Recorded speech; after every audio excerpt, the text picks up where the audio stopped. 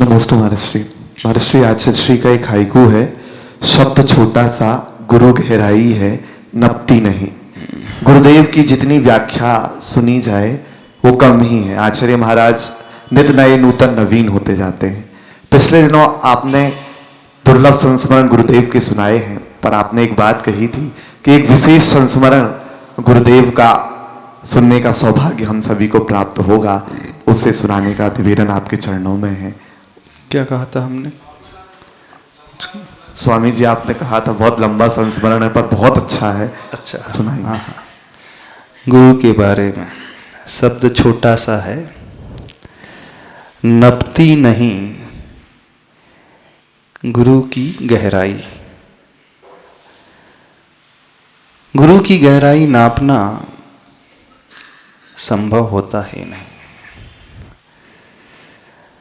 गुरु तक पहुंचना बड़ा दुर्लभ होता है। गुरु का नाम लेना तो बहुत आसान होता है, लेकिन गहराई में प्रवेश करना बहुत कठिन होता है।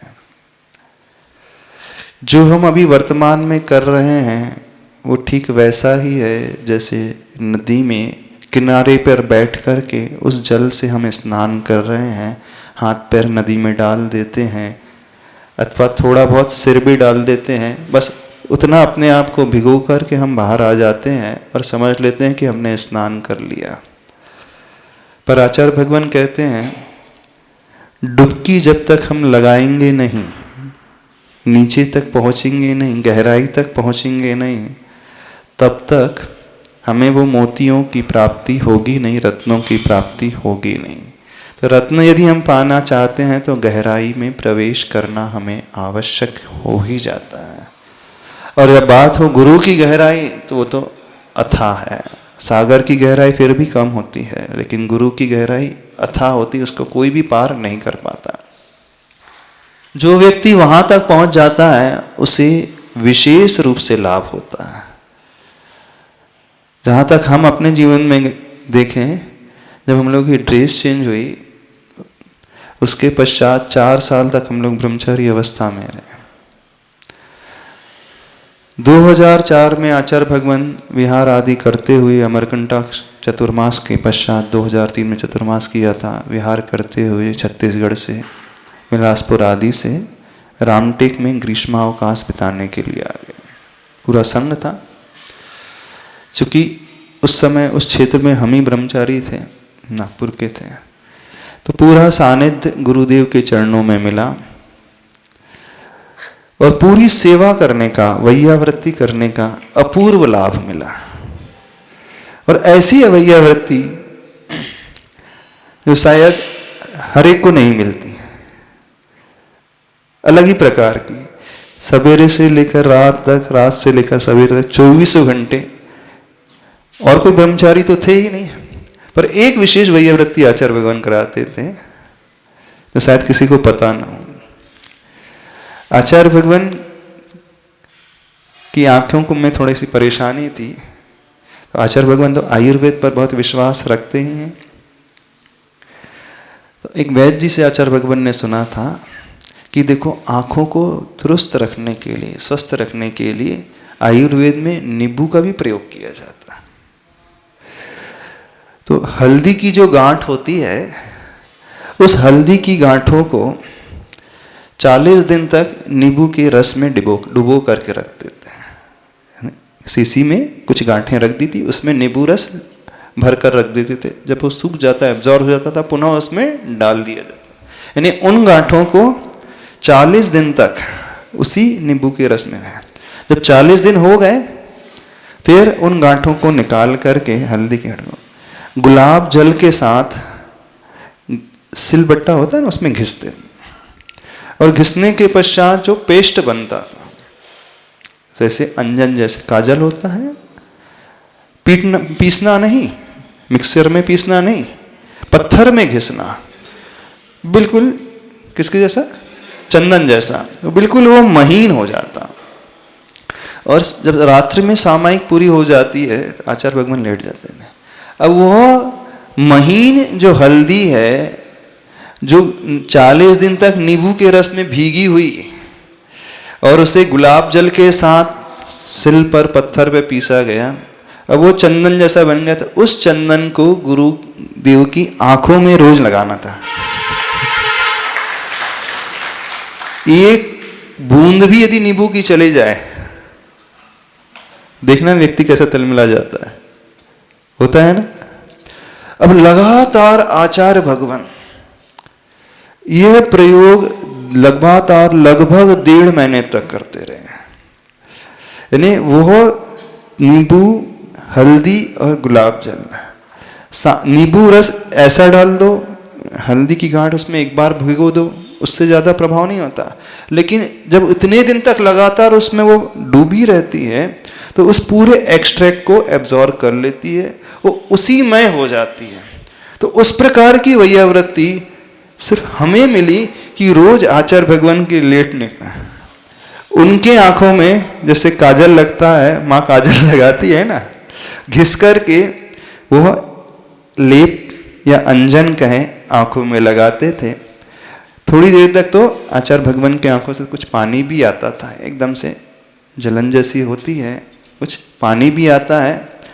वो पानी आने के पश्चात फिर वहीं पर विश्राम करना, वहीं पर रात भर सेवा करना जब तक मौका मिलता था, क्योंकि गर्मी रामटेक में अलग ही प्रकार की पड़ती है। वो तो फेमस है गर्मी के लिए।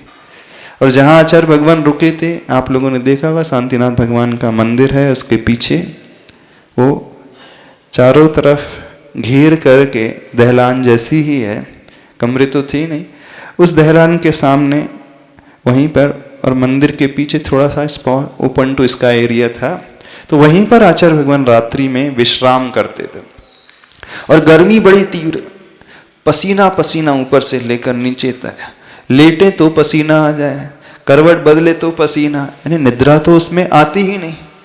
अब वहाँ पर इस प्रकार की सेवा, और भी कुछ 1-2-4 श्रावक साथ में हो जाते थे, इस प्रकार की सेवा करते थे कि आचार्य भगवान को गर्मी किस प्रकार से कम लगे। क्योंकि आचार्य भगवान के शरीर की प्रकृति ऐसी है, यदि आप लोगों ने कभी देखा होगा, गर्मी के समय जब आचार्य भगवान बैठते हैं अथवा सामाई करते हैं, पूरा पसीना पसीना पसीना पाटे से ऐसा लगता है कि किसी ने पानी बहा दिया हो। बिल्कुल।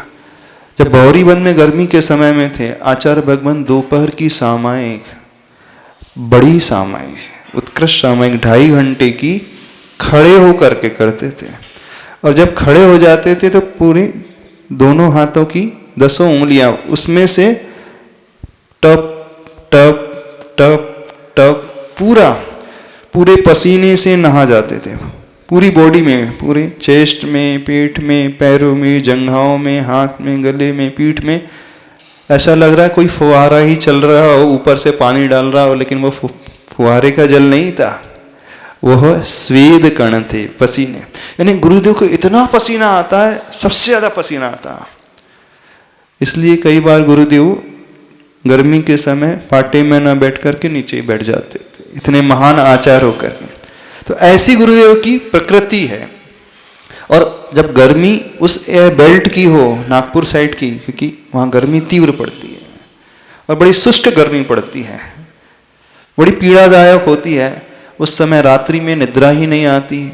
तो ऐसे समय वैयावृत्ति का सौभाग्य मिला गुरुदेव की। और संघ में जितने मुनि महाराज थे, उन सारे मुनि राज की वैयावृत्ति का सौभाग्य मिला। चाहे वो आहारचर्या में हो, क्योंकि गर्मी में आहार भी थोड़े और प्रतिकूल हो जाते हैं, सबको देखना। तो हम तो ये समझते हैं जो लगभग प्रवास गर्मी का 2 से 2.5 महीने का आचार्य भगवान का वहाँ पे रहा, उस समय जो सेवा की, उस समय जो वैयावृत्ति का पुण्य मिला, उस समय जो गुरु भक्ति का सौभाग्य मिला, वो ही पुण्य इस प्रकार का हमारे जीवन में बन करके आ गया कि उसके ठीक बाद ही हम लोगों की दीक्षा हो गई, मुनि दीक्षा हो गई। यानी गुरु सेवा सबसे बड़ी सेवा मानी जाती है। और यदि कोई व्यक्ति अंतरंग से उस सेवा को कर ले, उसे इस प्रकार का सौभाग्य मिल जाए, निश्चलता से कर ले, बिना कोई लोभ लालच के, बिना कोई इस प्रकार की भावना के, तो गुरुओं की यदि वैयावृत्ति का सौभाग्य मिल जाए, और वो भी ऐसे महान गुरु की वैयावृत्ति का सौभाग्य, तो वो सातिशय पुण्य को दिलाने वाला होता है। तो हमारे जीवन में जो पुण्य हमने कमाया, हमें ऐसा प्रतीत होता है पूरे वर्षों की साधना में जो गुरुदेव की वैयावृत्ति का सौभाग्य मिला, वो ही हमारे जीवन का सातिशय पुण्य का अवसर रहा, और उसी पुण्य का परिणाम है कि अभी तक गुरुदेव की अनुकंपा बनी हुई है, आशीर्वाद हमेशा मिलते ही रहता है। लगता ही नहीं हम गुरुदेव से दूर हैं, गुरुदेव दूर रह करके भी हमेशा पूछते ही रहते हैं, जानकारी लेते ही रहते हैं। तो जीवन में यदि आप लोग भी कुछ करना चाहते हो ना, तो इस बात को याद रखना, गुरु की सेवा बहुत अच्छे से करो, जितना आप कर सकते हो। अपने लिए करते हो, परिवार के लिए करते हो, लेकिन एक बार निश्चलता से गुरु के लिए करके तो देखो, अपने आप सब कुछ मिलता चला जाएगा।